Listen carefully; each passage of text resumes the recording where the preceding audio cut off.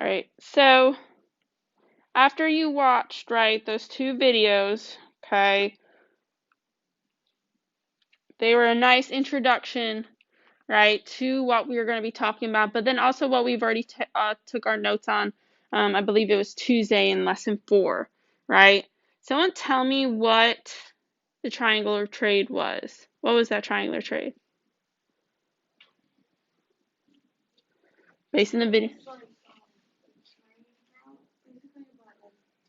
Yeah, what 3 main areas?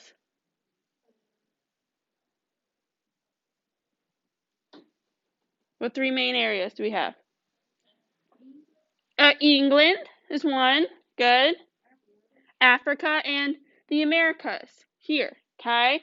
Good. Colonial America. The Americas in general, because we're also including the Caribbean island with that. Okay. Pretty much this new area over here. Okay.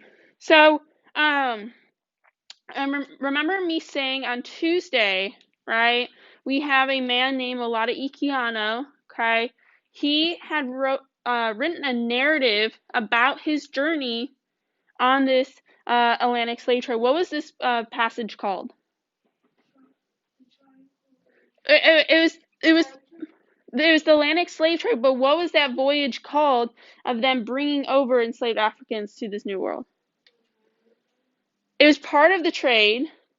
It was a passage. The Middle Passage, good. Okay? So he wrote this narrative about his voyage on this Middle Passage, and then the narrative also goes on. It's actually a pretty lengthy narrative about his time as an enslaved person, and then eventually how he got free. He earned his freedom, and so forth. And so we're gonna go ahead and on this Olaudah Equiano autobiography primary source analysis. Okay. Go ahead, right click on the excerpt. Let's go ahead and read this excerpt together. Whoop. I guess let me go to this. Alright, hold on.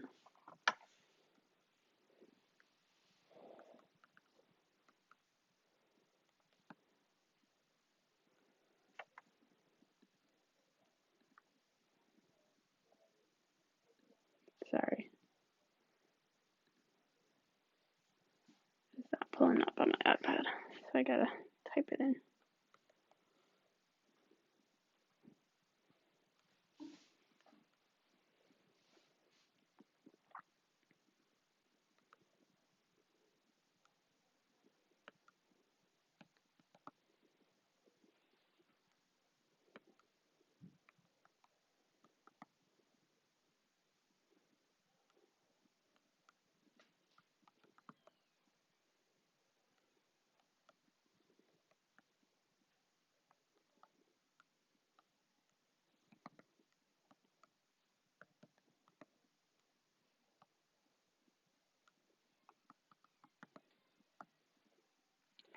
Alright, sorry about that. Okay, let's go ahead and read this. So this first little part, you see in that gray box, okay, this is kind of just an explanation, right, of really kind of telling you again who Olaudah Equiano was. But here we go. Olaudah Equiano, 1745 to 1797, known by people as Gustavus Vasa, was a freed slave turned prominent African man in London.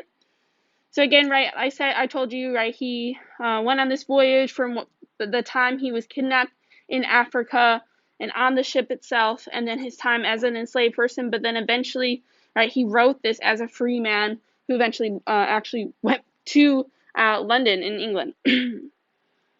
So Equiano became an abolitionist. An abolitionist is a person who's going to speak out against the slavery, right? He wants to end slavery. And so, and began to record his life story after being free. The following text is an excerpt. What is an excerpt? When I say excerpt, what does that mean? Is it the whole story? No, it's just what? It's just a part of the story. Okay, it's just a part of the story. So it's from his autobiography, The Interesting Narrative of the life of Olaudah Equiano, in which Olaudah Equiano tells the tale of his brutal voyage across the Atlantic to the Caribbean. Right, so let's go ahead and read. The first object which saluted my eyes when I arrived on the coast was the sea, and a slave ship which was then riding at anchor and waiting for its cargo. These filled me with astonishment, which was soon converted into terror when I was carried on board. I was immediately handled and tossed up to see if I were sound by some of the crew, and I was now persuaded that I had gotten into a world of bad spirits and that they were going to kill me. Their complexions too differing so much from ours, their long hair and the language they spoke, which was very different from any I had ever heard, united to confirm me in this belief. Indeed, such were the horrors of my views and fears at that moment, that if 10,000 worlds had been my own, I would have freely parted with them all to have exchanged my condition with that of the meanest slave in my own country. Okay, so in this first paragraph, what is he describing? When they took him, right? Okay, so what was the first thing he really sees? The ship, right? The boat. Also, what else was the first thing he sees? Where's the ship? Where's the boat? On a sea. This is the first time he's ever even seen the sea. Okay, this is one of the first times and then let alone seeing this massive ship that he's never seen before, right? Okay, and then waiting for its cargo. What do you think cargo is representing here?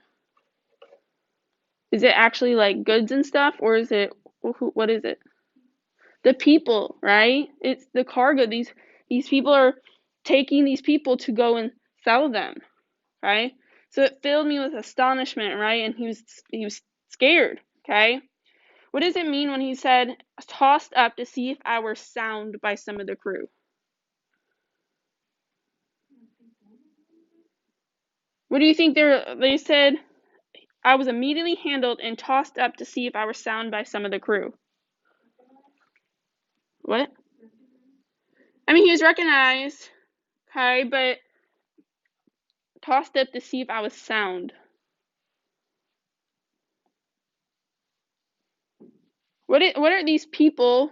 Who are these people first that have the long hair? And here's what? They're slave traders, right? They're probably more Europeans, right? Okay. So what are they doing with these kidnapped Africans then? They're going to trade them. And so if they're trying to trade these people, what do you think they're looking at when they look at these people? What? They're looking at them as money, and how do you think they're going to get more money? Do you think they'll get a lot of money if these people are not healthy? No, right? They're checking to see, okay, is he healthy? Right? They check to see if he was healthy, if he was how strong he probably was. Right? And so, right, he's tossing, basically seeing, is he going to make me, some good money? And then they just toss him aside because they're like, yep, he's good. All right. And then, so he goes on to say, right, how different they are. He's never seen people from Europe before. Okay, good, Melon. All right, let's keep going. When I looked round the ship too, and saw a large furnace or copper boiling, and the multitude of black people of every description chained together, every one of their countenances expressing dejection and sorrow, I no longer doubted of my fate, and quite overpowered with horror and anguish, I fell motionless on the deck and fainted. When I recovered a little, I found some black people about me, who I believed were some of those who brought me on board, and had been receiving their pay. They talked to me in order to cheer me, but all in vain. I asked them if we were not to be eaten by those white men with horrible looks, red faces, and loose hair. They told me I was not. Why do you think he thought that he was making sure that they weren't going to eat him? They were chained up. They're chained up, right? Again, he was scared. He's never seen these people before. They're different skin, different hair, right? He's never seen that before. And when you've never seen something before, right, it's kind of scary. right? He didn't know what was happening to him. But as you see, like, actually, and then what happened, why does he say, going back, when I recovered a little, I found some black people about me who I believe were some of those who brought me on board. Well, actually what happened a lot of times is other African villages would kidnap another African village, like people, and they would be the ones selling them to these slave traders because they were actually making money. So that actually happened quite a bit. So the slave traders didn't have to go into the country. They pretty much just stayed on the coast of Africa. Not really suspicious. It's just they didn't have to go get them. They would have other African groups going and kidnapping these people and selling them to the slave traders. So they didn't have to go in, further into Africa to go and get them, right? And that actually happened a lot. But do you think those people who were doing the actual kidnapping, do you think they were safe from the slave traders? No. They went around, they didn't care who brought them to them, right? And so actually it happened. A lot of even the people who were kidnapping also eventually were kidnapped themselves too. We'll get there, Madeline. Alright, let's keep going. Soon after this, the blacks who brought me on board went off and left me abandoned to despair. I now saw myself deprived of all chance of returning to my native country or even the least glimpse of hope of gaining the shore, which I now considered as friendly, and I even wished for my former slavery, in preference to my present situation, which was filled with horrors of every kind. Still heightened by my ignorance of what I was to undergo, I was not long suffered to indulge my grief. I was soon put under the decks, and there I received such a saltation in my nostrils as I had never experienced in my life, so that with the loathsomeness of the stench and crying together, I became so sick and low that I was not able to eat, nor had I the least desire to taste anything.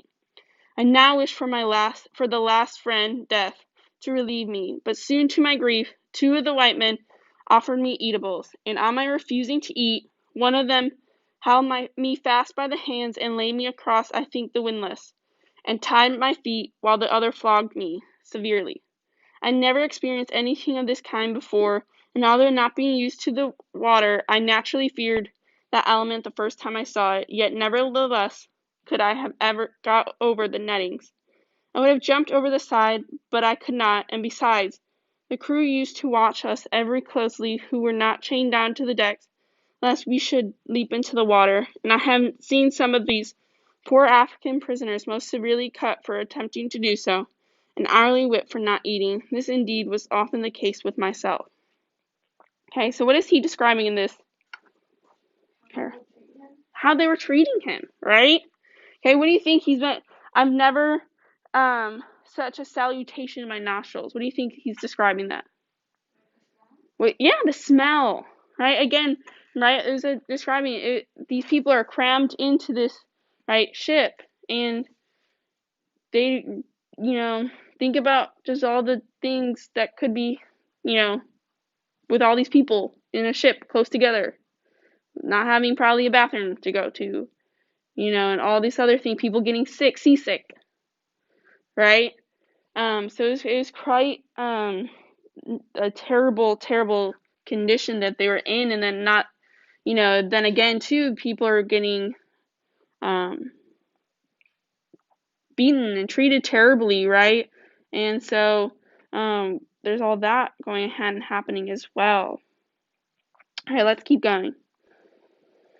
In a little time after, amongst the poor chained men, I found some of my own nation, which in a small degree gave ease to my mind.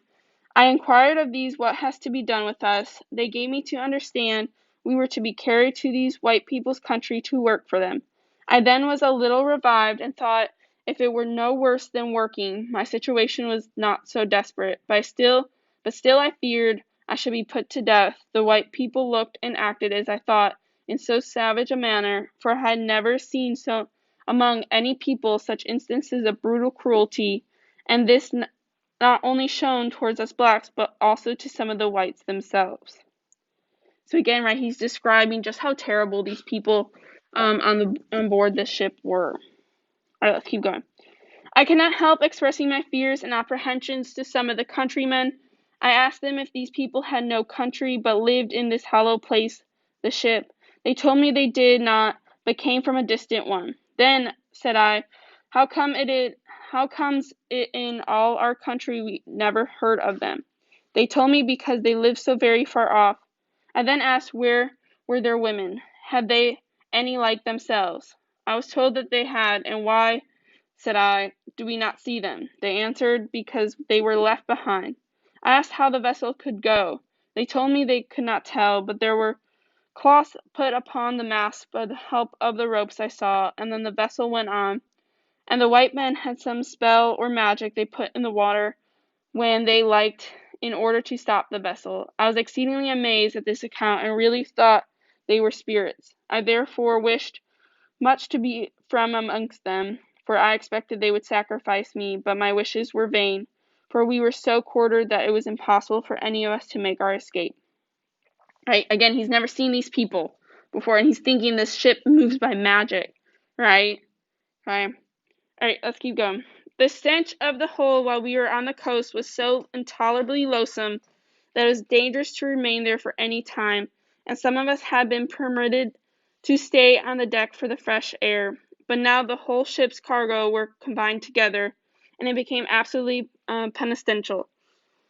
The closeness of the place and the heat of the climate added to the number in the ship, which was so crowded that each had scarcely room to turn himself, almost suffocated us.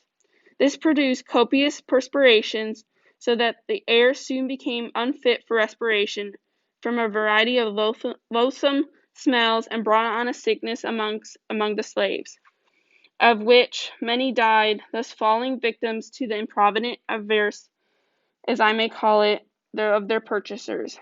This wretched situation was again aggravated by the galling of the chains, now become unsupportable, and the filth of the necessary tubs into which the children often fell and were almost suffocated.